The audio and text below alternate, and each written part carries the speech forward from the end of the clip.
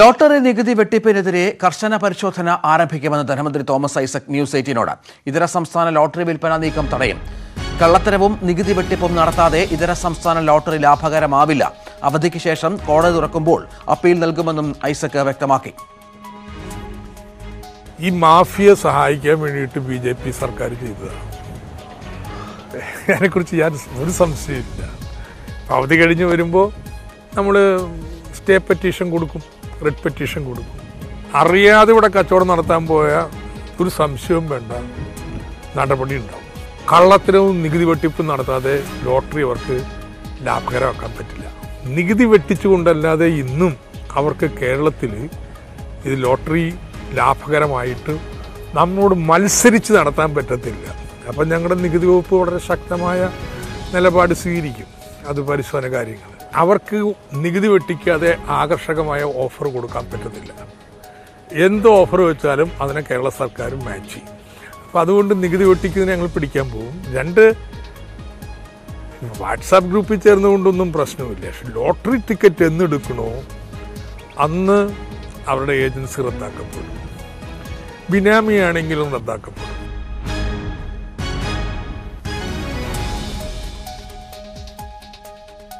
T G Sajith വിവരങ്ങൾ പങ്കുവെക്കും. സജിത്ത്, സംസ്ഥാന സർക്കാർ ഇതര സംസ്ഥാന ലോട്ടറി വിൽപ്പനയ്ക്കെതിരെ ശക്തമായ നടപടികൾ സ്വീകരിക്കുമെന്ന് തന്നെയാണ് ഐസക്കിന്റെ വാക്കുകൾ വ്യക്തമാക്കുന്നത്. നിയമപരമായും അല്ലാതെയും ആ തരത്തിൽ മുന്നോട്ട് പോകുമെന്ന് തന്നെയല്ലേ ഇപ്പോൾ നൽകുന്ന സൂചന?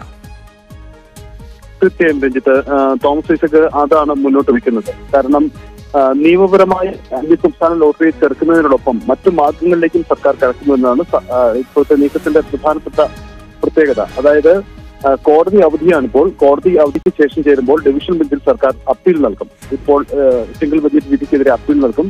സ്വാഭാവികമായും ഈ നിയമ നീക്കത്തിന് പുറമെ ബദൽ മാർഗങ്ങളിലേക്കും സംസ്ഥാന സർക്കാർ കടക്കുമെന്നുള്ളത്. അതായത് അന്യസംസ്ഥാന ലോട്ടറികൾക്ക് സംസ്ഥാനത്ത് യാതൊരു തരത്തിലുള്ള പ്രവർത്തന അനുമതി നൽകില്ല. ഇപ്പോൾ നടക്കുന്ന നീക്കങ്ങൾ അത് ചെറുക്കാനുള്ള പുതിയ സാധ്യതയിലേക്ക് കിടക്കുകയാണ്. അതിലൊന്ന്, നിലവിലുള്ള സംസ്ഥാന ലോട്ടറി ഏജന്റുമാരെ ഈ സംസ്ഥാന ലോട്ടറിയിൽ തന്നെ പിടിച്ചു നിർത്താൻ വേണ്ടിയുള്ള ബദൽ മാർഗങ്ങളിലേക്ക് സർക്കാർ കിടക്കും. അതായത് ഈ അന്യസംസ്ഥാന ലോട്ടറികൾ മികച്ച ഓഫറുകൾ ഏജന്റുമാർക്ക് നൽകുന്നുണ്ട്. അതിന് തുല്യമോ അതിന് മുകളിലോ ഉള്ള ഓഫർ മുന്നോട്ട് വെക്കും.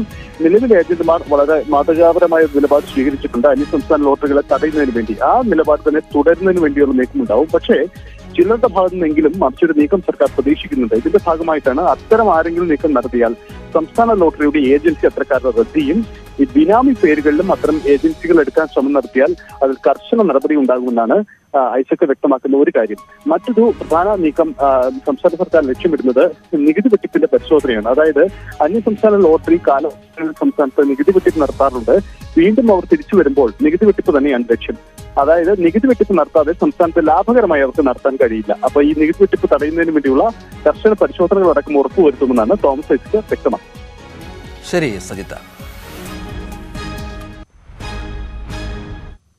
ഇതര സംസ്ഥാന ലോട്ടറി വിൽപ്പനയിൽ നിന്നും വിട്ടുനിൽക്കുമെന്ന് ഏജന്റുമാർ. എന്നാൽ ഇതര സംസ്ഥാന ലോട്ടറി വിൽപ്പന മൂലമുള്ള പ്രതിസന്ധി നേരിടാൻ സമാന ഘടനയിൽ മാറ്റം വരുത്തണമെന്നും ഏജന്റുമാർ ആവശ്യപ്പെടുന്നു. വിലക്ക് നീങ്ങിയതോടെ ഇതര സംസ്ഥാന ലോട്ടറി വിൽപ്പന ആരംഭിക്കാനുള്ള നീക്കം സജീവമാണ്. കോയമ്പത്തൂർ കേന്ദ്രീകരിച്ചാണ് നീക്കങ്ങൾ നടക്കുന്നത്. ഇതിനായി ഇതര സംസ്ഥാന ലോട്ടറി നടത്തിപ്പുകാർ സംസ്ഥാനത്തെ ലോട്ടറി ഏജന്റുമാരെ സമീപിച്ചെങ്കിലും ഭൂരിഭാഗം പേരും വിട്ടുനിൽക്കാനാണ് തീരുമാനിച്ചിട്ടുള്ളത്. ഏതാനും കുറച്ച് ഏജന്റുമാർ വഴിതെറ്റി പോകുമായിരിക്കും. എന്നാൽ അവർക്കും അത് അപകടമായിട്ട് വരികയുള്ളൂ. കാരണം യൂണിയനും വിൽപ്പനക്കാരും എല്ലാവരും ശക്തമായിട്ടുള്ള തീരുമാനം കൊണ്ട് മുന്നോട്ട് പോകുമ്പോൾ അന്യസംസ്ഥാന ലോട്ടറിക്കാർക്കും അന്യസംസ്ഥാന ലോട്ടറി വിറ്റ് നമ്മളിവിടെ വല്ലതും ഉണ്ടാക്കാം എന്ന് വിചാരിക്കുന്ന കൂട്ടർക്ക് അത് അങ്ങനെ തെറ്റുപറ്റി പോകും. ഇതര സംസ്ഥാന ലോട്ടറി വിൽപ്പന മൂലമുള്ള പ്രതിസന്ധി തടയാൻ സംസ്ഥാന ലോട്ടറിയുടെ സമ്മാനഘടനയിലും കമ്മീഷനിലും മാറ്റം വരണമെന്നും ഏജന്റുമാർ ആവശ്യപ്പെടുന്നു. സർക്കാർ ഇപ്പോൾ നിലവിൽ കൊടുത്തുകൊണ്ടിരിക്കുന്ന ഏജൻസി കമ്മീഷൻ വെട്ടിച്ചുറുക്കണം. സമ്മാനഘടന 52% കൊടുക്കുന്നുണ്ട്. ഈ 52%ൽ തന്നെ സമ്മാനം പരിഷ്കരിക്കാൻ എത്രയോ പറ്റും. അത് സർക്കാർ ചെയ്യുന്നില്ല. പ്രശ്നത്തിൽ സർക്കാർ ഇടപെടുമെന്നാണ് ഏജന്റുമാരുടെ പ്രതീക്ഷ. ഇതര സംസ്ഥാന ലോട്ടറി വിൽപ്പന തുടങ്ങിയാൽ ശക്തമായ പ്രക്ഷോഭം നടത്താൻ ലോട്ടറി സംരക്ഷണ സമിതിയും തീരുമാനിച്ചിട്ടുണ്ട്. ന്യൂസ് 18 പാലക്കാട്. ബജറ്റിൽ പ്രതീക്ഷയോടെ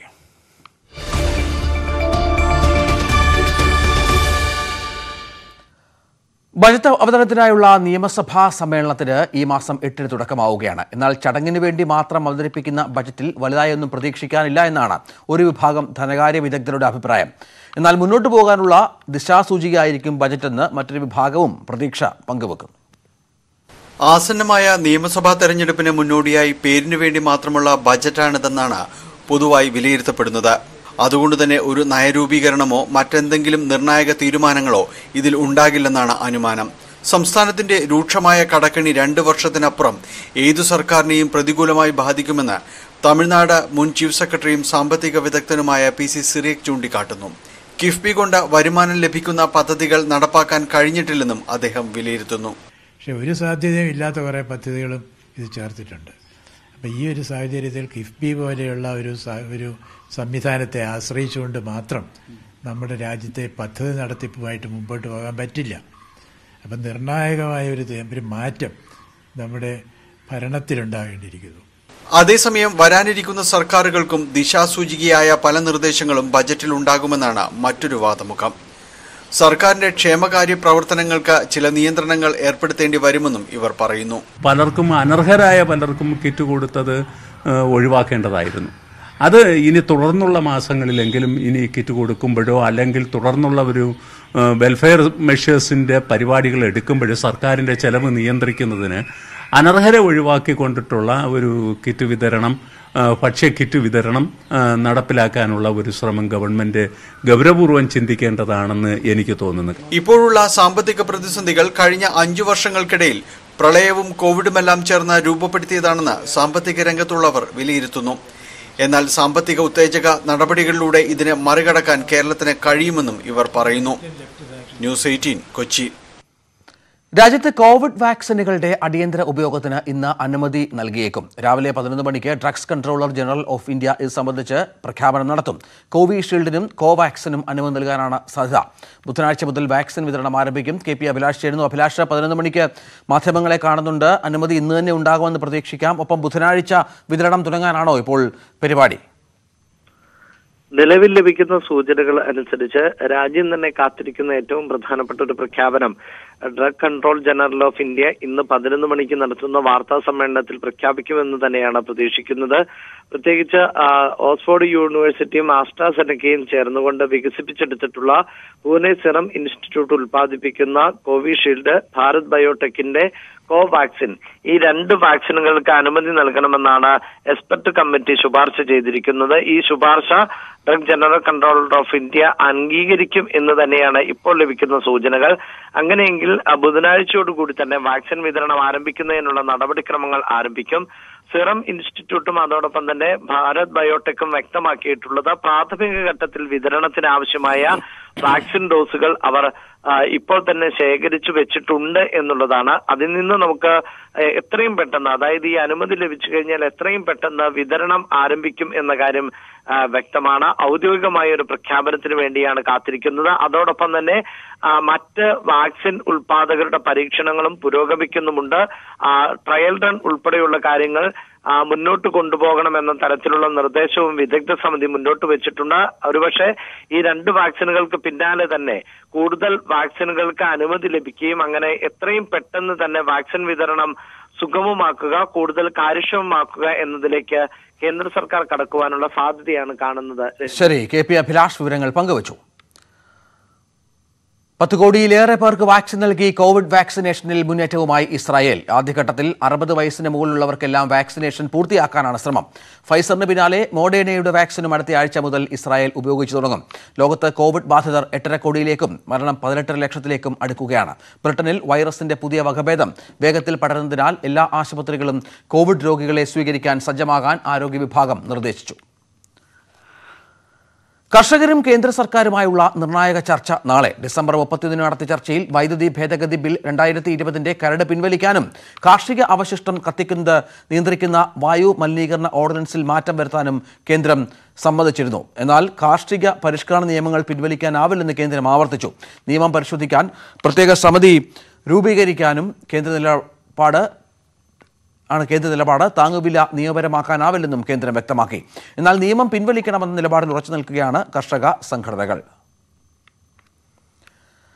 ദില്ലിയിലെ കർഷക സമരത്തിന് ഐക്യദാർഢ്യവുമായി യൂത്ത് കോൺഗ്രസിന്റെ ട്രാക്ടർ മാർച്ച്. പാലക്കാട് കുഴൽമന്ദം മുതൽ കോട്ട മൈതാനം വരെയാണ് വ്യത്യസ്ത രീതിയിലുള്ള പ്രതിഷേധ സമരം നടന്നത്. യൂത്ത് കോൺഗ്രസ് സംസ്ഥാന പ്രസിഡന്റ് ഷാഫി പറമ്പിൽ നേതൃത്വം നൽകി. കേന്ദ്ര സർക്കാരിന്റെ കാർഷിക ബിൽ പിൻവലിക്കണമെന്നാവശ്യപ്പെട്ടും ഡൽഹിയിലെ കർഷക സമരത്തിന് ഐക്യദാർഢ്യം പ്രഖ്യാപിച്ചുമാണ് ട്രാക്ടർ മാർച്ച് നടന്നത്. യൂത്ത് കോൺഗ്രസ് സംസ്ഥാന കമ്മിറ്റിയുടെ നേതൃത്വത്തിലായിരുന്നു മാർച്ച്. കുഴൽമന്ദത്ത് നിന്നും പാലക്കാട്ടേക്ക് നടന്ന മാർച്ചിൽ സംസ്ഥാന നേതാക്കൾക്ക് പുറമെ യൂത്ത് കോൺഗ്രസ് അഖിലേന്ത്യാ അധ്യക്ഷൻ BV ശ്രീനിവാസ് ഉൾപ്പെടെയുള്ള കേന്ദ്ര നേതാക്കളും പങ്കെടുത്തു. എത്ര മനുഷ്യജീവനാണ് പൊലിയുന്നത്! ഈ നാടിന്റെ നട്ടെല്ലായ കർഷകന്റെ കാര്യത്തിലുള്ള ഗവൺമെന്റിന്റെ ഈ താല്പര്യക്കുറവ്, അതിനെതിരെ യുവകേരളത്തിന്റെ ഐക്യദാർഢ്യമാണ് യൂത്ത് കോൺഗ്രസിന്റെ ഈ കിസാൻ മാർച്ച്. തുടർന്ന് കോട്ട മൈതാനത്ത് നടന്ന സമ്മേളനം അഖിലേന്ത്യാ അധ്യക്ഷൻ ഉദ്ഘാടനം ചെയ്തു. ഡൽഹിയിലെ കർഷക പ്രക്ഷോഭത്തിന് പൂർണ്ണ പിന്തുണ നൽകുന്നതായും വരും ദിവസങ്ങളിൽ യൂത്ത് കോൺഗ്രസ് തുടർ സമരങ്ങൾ നടത്തുമെന്നും നേതാക്കൾ വ്യക്തമാക്കി. ന്യൂസ് 18 പാലക്കാട്. കേരളത്തിന് ചുമതലയുള്ള AICC general secretary Tariq Anwar ഇന്ന് വീണ്ടും കേരളത്തിലെത്തും. സംഘടനാ തലത്തിൽ അഴിച്ചുപണിയും അവലോകന റിപ്പോർട്ടുകളും KPCC ഭാരവാഹികളുടെ സാന്നിധ്യത്തിൽ ചർച്ച ചെയ്യും. MP-മാർ നിയമസഭാ തെരഞ്ഞെടുപ്പിൽ മത്സരിക്കേണ്ട എന്ന നിർദ്ദേശവും അറിയിക്കും. തദ്ദേശ തെരഞ്ഞെടുപ്പിലെ മോശം പ്രകടനം സംബന്ധിച്ച റിപ്പോർട്ട് ഹൈക്കമാൻഡിന് നൽകിയ ശേഷമാണ് ഇന്ന് താരിഖ് അൻവർ കേരളത്തിലേക്ക് എത്തുന്നത്.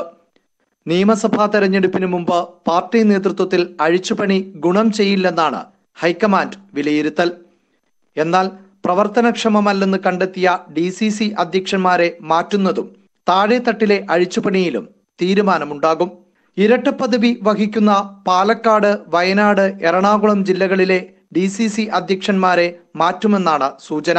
അതോടൊപ്പം നിയമസഭാ തെരഞ്ഞെടുപ്പ് പ്രചരണ ചുമതല ആർക്ക് നൽകണം എന്നതിലും തീരുമാനം പ്രതീക്ഷിക്കാം. തെരഞ്ഞെടുപ്പിന്റെ പ്രചരണ ചുമതല ഉമ്മൻചാണ്ടിക്ക് നൽകണമെന്ന് ഒരു വിഭാഗം ആവശ്യപ്പെടുന്നുണ്ട്. എന്നാൽ കൂട്ടായ നേതൃത്വം വേണമെന്നാണ് ഹൈക്കമാൻഡിന്റെ നിലപാട്. MP-മാർ മത്സരിക്കേണ്ടെന്ന ഹൈക്കമാൻഡിന്റെ നിർദ്ദേശവും താരിഖ് അൻവർ സംസ്ഥാന നേതാക്കളെ അറിയിക്കും.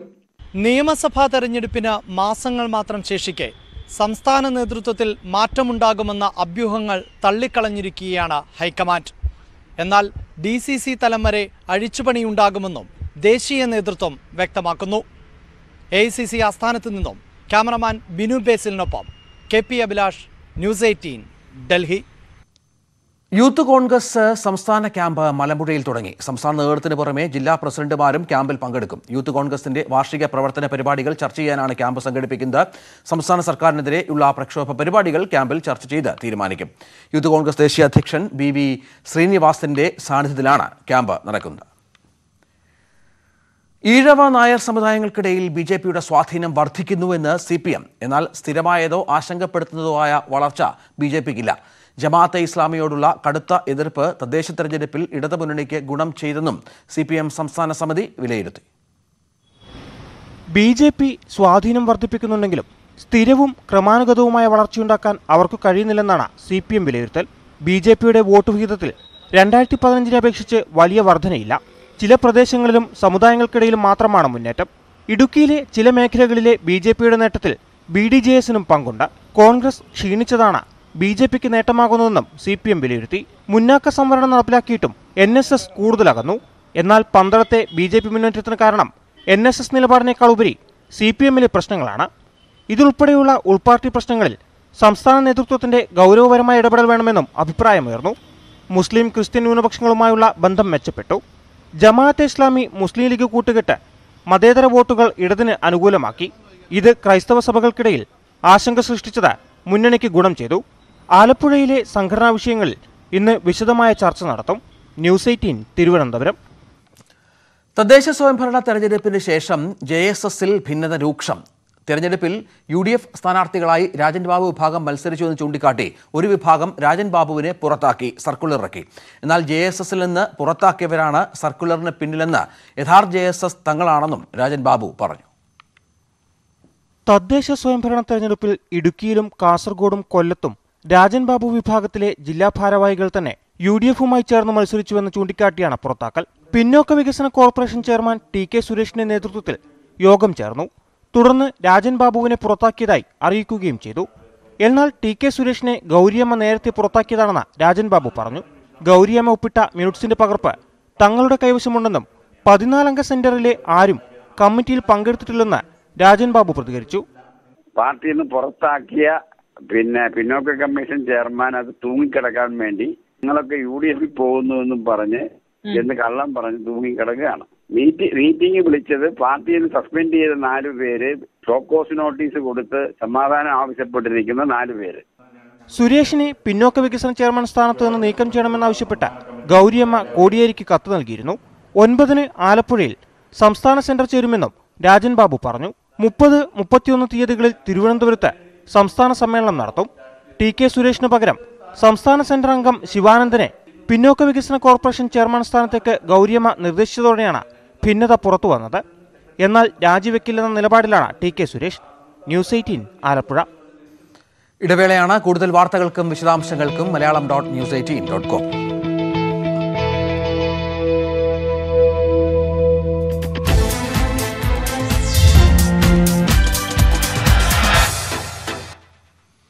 സംസ്ഥാനത്തെ സർവകലാശാലകളിലും കോളേജുകളിലും നാളെ മുതൽ ക്ലാസുകൾ ആരംഭിക്കും. ഷിഫ്റ്റ് അടിസ്ഥാനത്തിലാണ് ക്ലാസ്. 50% വിദ്യാർത്ഥികൾ ഒരു ഷിഫ്റ്റിൽ ക്ലാസ്സിലെത്താം.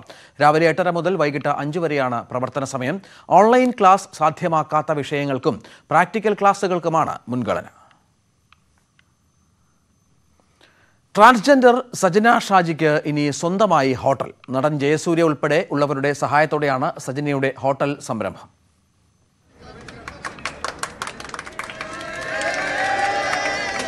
പ്രതിസന്ധികളെയും വെല്ലുവിളികളെയും അതിജീവിച്ച് സജന ഹോട്ടൽ എന്ന തന്റെ സ്വപ്ന സംരംഭത്തിന് തുടക്കമിട്ടു. സ്വപ്നമാണ് സാക്ഷാത്കരിക്കപ്പെട്ടതെന്നും ജയസൂര്യയ്ക്ക് നന്ദിയെന്നും സജന. ഒരുപാട് സന്തോഷമുണ്ട്. കാരണം എൻ്റെ മുമ്പിൽ നിൽക്കുന്ന ദൈവമാണ് സാറ്.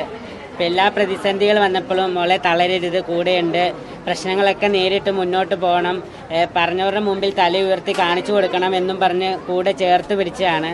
അങ്ങനെ എൻ്റെ ഒരു സ്വപ്നം കൂടെ സാക്ഷാത്കരിച്ചു തന്നു. ഇങ്ങനൊരു പ്രതിസന്ധി ഇദ്ദേഹത്തിൻ്റെ ജീവിതത്തിൽ വന്നു കഴിഞ്ഞപ്പോഴത്തേക്കും ഒരു സുഹൃത്തിനെ പോലെ എനിക്ക് ചേർത്ത് പിടിക്കാനായിട്ട് സാധിച്ചു എന്നുള്ളതാണ് എനിക്ക് എനിക്ക് എൻ്റെ ഏറ്റവും വലിയ ഒരു സന്തോഷം. തീർച്ചയായിട്ടും ഈ ഒരു ഡ്രീമിന് നിങ്ങളെല്ലാവരുടെയും സപ്പോർട്ട് ഉണ്ടാവണം. ബിരിയാണി വിൽപ്പനയും തുടർന്നുണ്ടായ ബുദ്ധിമുട്ടുകളും ചൂണ്ടിക്കാട്ടിയുള്ള സജനയുടെ FB പോസ്റ്റ് വൈറലായിരുന്നു. തുടർന്നാണ് ജയസൂര്യ ഉൾപ്പെടെയുള്ളവരുടെ സഹായവും എത്തിയത്. ന്യൂസ് 18 കൊച്ചി. പെട്ടിമുടി ദുരിതബാധിതരുടെ പുനരധിവാസത്തിന് ഒപ്പം ധനസഹായവും വേഗത്തിലാക്കി സംസ്ഥാന സർക്കാർ. മരിച്ച 44 പേരുടെ അനന്തരാവകാശികൾക്കുള്ള ധനസഹായ തുക തിങ്കളാഴ്ച വിതരണം ചെയ്യും. പെട്ടിമുടി ദുരന്തബാധിതർക്ക് തമിഴ്നാട് സർക്കാർ ധനസഹായം എത്തിച്ചു നൽകിയിരുന്നു. എന്നാൽ കമ്പനിയും സംസ്ഥാന സർക്കാരും പ്രഖ്യാപിച്ച ദുരിതാശ്വാസ തുക ദുരന്തം നടന്ന് 4 മാസം പിന്നിടുമ്പോഴും നൽകാത്തതിനെതിരെ പരാതികളും ഉയർന്നു. ഈ സാഹചര്യത്തിലാണ് ധനസഹായ വിതരണം വേഗത്തിലാക്കാൻ സർക്കാർ നടപടി സ്വീകരിച്ചത്. മരിച്ച 44 പേരുടെ കുടുംബങ്ങളിലെ 128 അനന്തരാവകാശികൾക്കുള്ള ധനസഹായ വിതരണം തിങ്കളാഴ്ച മൂന്നാറിൽ മന്ത്രി M. M. മണി നിർവഹിക്കും. ആദ്യഘട്ടമായി മരണപ്പെട്ട 70 പേരിൽ 44 പേരുടെ അനന്തരാവകാശികളായി തിട്ടപ്പെടുത്തിയിട്ടുള്ള 90 പേർക്കാണ് ധനസഹായം വിതരണം ചെയ്യുന്നത്. മറ്റു മരണപ്പെട്ട ആളുകളുടെ നോട്ടിഫിക്കേഷൻ വരുന്ന മുറയ്ക്ക് അവരുടെ അവകാശികളായി തിട്ടപ്പെടുത്തിയിട്ടുള്ള എല്ലാവർക്കും ഉടനെ തന്നെ ധനസഹായം നൽകുന്നതാണ്. വിതരണത്തിനായി വിവരശേഖരണം നടത്തുന്നതിന് പ്രത്യേക സംഘത്തെ റവന്യൂ വകുപ്പ് നിയോഗിച്ചിരുന്നു. എന്നാൽ സംഘം സമർപ്പിച്ച റിപ്പോർട്ടിൽ പോരായ്മകൾ ഉണ്ടായിരുന്നതിനാൽ പിന്നീട് ദേവികുളം തഹസിൽദാർ ജിജി M. കുന്നപ്പള്ളിയുടെ നേതൃത്വത്തിൽ വീണ്ടും വിവരശേഖരണം നടത്തിയാണ് അർഹരായവരെ കണ്ടെത്തിയത്. പുനരധിവാസത്തിന്റെ ഭാഗമായി നിർമ്മിക്കുന്ന വീടുകളുടെ നിർമ്മാണവും ഈ മാസം തന്നെ പൂർത്തീകരിച്ച കുടുംബങ്ങളെ ഇവിടേക്ക് മാറ്റി പാർപ്പിക്കും. ന്യൂസ് 18 മൂന്നാർ. രാജ്യത്ത് മറ്റെങ്ങുമില്ലാത്ത നിരവധി പ്രത്യേകതകളുണ്ട് ശബരിമല സന്നിധാനത്തെ പോസ്റ്റ് ഓഫീസിന്. വർഷത്തിൽ 4 മാസം മാത്രം പ്രവർത്തിക്കുന്ന ഈ പോസ്റ്റ് ഓഫീസിന്റെ പ്രത്യേകതകൾ ഒന്ന് കണ്ടുവരാം.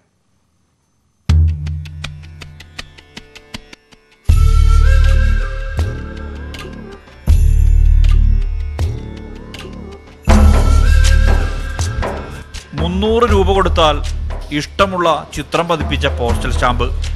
എങ്കിൽ മകന്റെ ചിത്രമുള്ള ഒരെണ്ണം ആയിക്കോട്ടെ എന്ന് വിചാരിച്ചാണ് സന്നിധാനത്തെ പോസ്റ്റ് ഓഫീസിന്റെ പടികൾ ചവിട്ടിയത്. ജീവനക്കാരായ ജിഷ്ണുവും മനുമോഹനും ആകെ തിരക്കിൽ. ആവശ്യമറിയിച്ചു. പിന്നാലെ മകന്റെ ചിത്രം ഇമെയിൽ അയച്ചു. നിമിഷങ്ങൾക്കകം ചിത്രം പതിപ്പിച്ച സ്റ്റാമ്പ് റെഡി.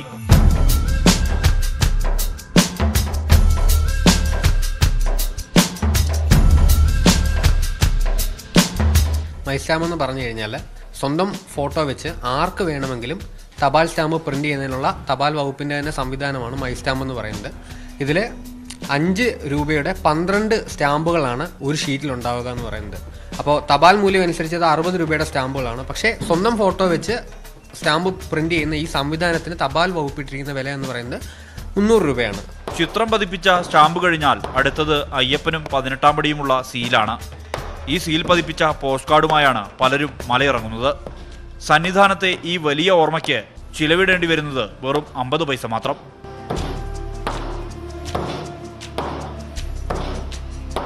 ഈ പോസ്റ്റ് ഓഫീസിനും അയ്യന്റെ ചിത്രം പതിപ്പിച്ച കാർഡിനും പറയാനൊരു കഥയുണ്ട്.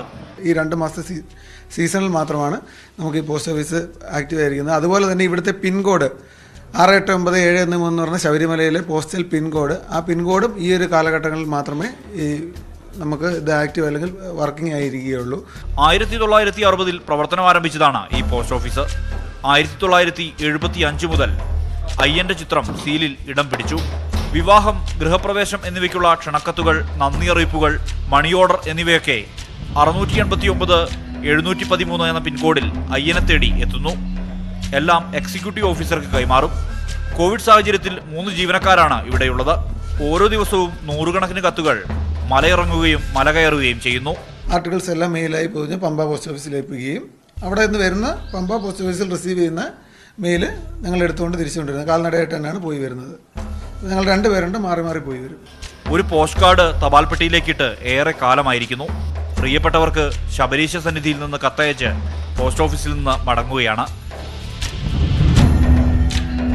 ക്യാമറാമാൻ ആർ പ്രിയനൊപ്പം സുർജിത് അയ്യപ്പത്ത്, ന്യൂസ് 18 സന്നിധാനം.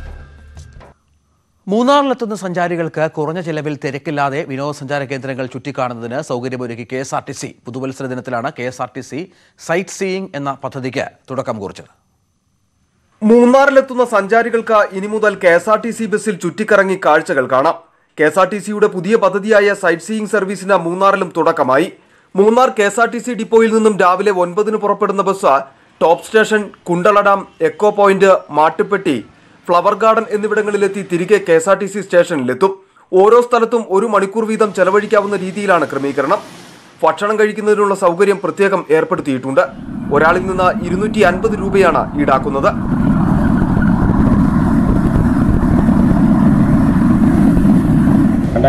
ജനുവരി 1-ാം തീയതി പുതുവത്സരത്തോടനുബന്ധിച്ച് സൈറ്റ് സീയിങ് എന്ന് പറഞ്ഞൊരു സർവീസ് നമ്മൾ തുടങ്ങുന്നത്. ബസ്സിൽ താമസിക്കുന്നവർക്ക് 3 ദിവസത്തേക്ക് ഫ്രീ ആയിട്ടാണ് അവരെ കൊണ്ടുപോകുന്നത്. ബാക്കി പുറത്തുനിന്നുള്ളവർക്ക് 250 രൂപ നിരക്കിൽ അവരെ കൊണ്ടുപോയി തിരിച്ചു കൊണ്ടുവരുന്ന രീതിയാണ് നമ്മൾ ഇത് ആരംഭിച്ചിരിക്കുന്നത്. മൂന്നാറിലെത്തുന്ന സാധാരണക്കാരായ സഞ്ചാരികൾക്ക് പുതിയ പദ്ധതി ഏറെ ഗുണം ചെയ്യും. നല്ലൊരു എക്സ്പീരിയൻസ് ആയിരുന്നു. ശരിക്കും പറഞ്ഞാൽ ഇങ്ങനെയുള്ള സംരംഭങ്ങൾ കുറച്ച് കാലം മുന്നേ തുടങ്ങേണ്ടതായിരുന്നു. ഏതായാലും ഇപ്പോൾ ഒരു മൂന്നാറിൽ വരുന്ന ഒരു സാധാരണ സഞ്ചാരിക്ക് ഇവിടെ ഈ ഒരു ഏരിയയിലേക്ക് ടാക്സി വിളിച്ച് പോകണമെങ്കിൽ 1500 രൂപയൊക്കെ അടുത്ത് കോസ്റ്റ് വരും. അങ്ങനെ ഒരു സാഹചര്യത്തിലാണ് മൂന്നാർ KSRTC ഇത്രയും നല്ലൊരു തീരുമാനത്തിലെത്തിയത്. സ്ലീപ്പർ ബസ്സിന് ശേഷം എടുത്ത ഒരു ഏറ്റവും അടിപൊളി തീരുമാനം തന്നെയാണ് സൈറ്റ് സീയിങ് ബസ്. പദ്ധതി വിജയം കണ്ടാൽ കാന്തല്ലൂരിലേക്കും സർവീസ് ആരംഭിക്കും. ഇതിലൂടെ ഗതാഗത കുരുക്കിനും പരിഹാരമാകുമെന്നാണ് വിലയിരുത്തൽ. ന്യൂസ് 18 മൂന്നാർ. നെഞ്ചുവേദനയെ തുടർന്ന് ആശുപത്രിയിൽ പ്രവേശിപ്പിച്ച സൗരവ് ഗാംഗുലിയുടെ ആരോഗ്യനില തൃപ്തികരം. കൊൽക്കത്തയിലെ വുഡ്ലാൻഡ് ആശുപത്രിയിലാണ് ഗാംഗുലി ചികിത്സയിലുള്ളത്. സൗരവിനെ ആൻജിയോപ്ലാസ്റ്റിക്ക് വിധേയനാക്കി. ഇന്നലെ രാവിലെ വ്യായാമം ചെയ്യുന്നതിനിടെയാണ് സൗരവിന് നെഞ്ചുവേദന ഉണ്ടായത്. വാർത്താ ബുള്ളറ്റിൻ പൂർണ്ണമാവുകയാണ്. കൂടുതൽ വാർത്തകൾക്കും വിശദാംശങ്ങൾക്കും Malayalam.news18.com.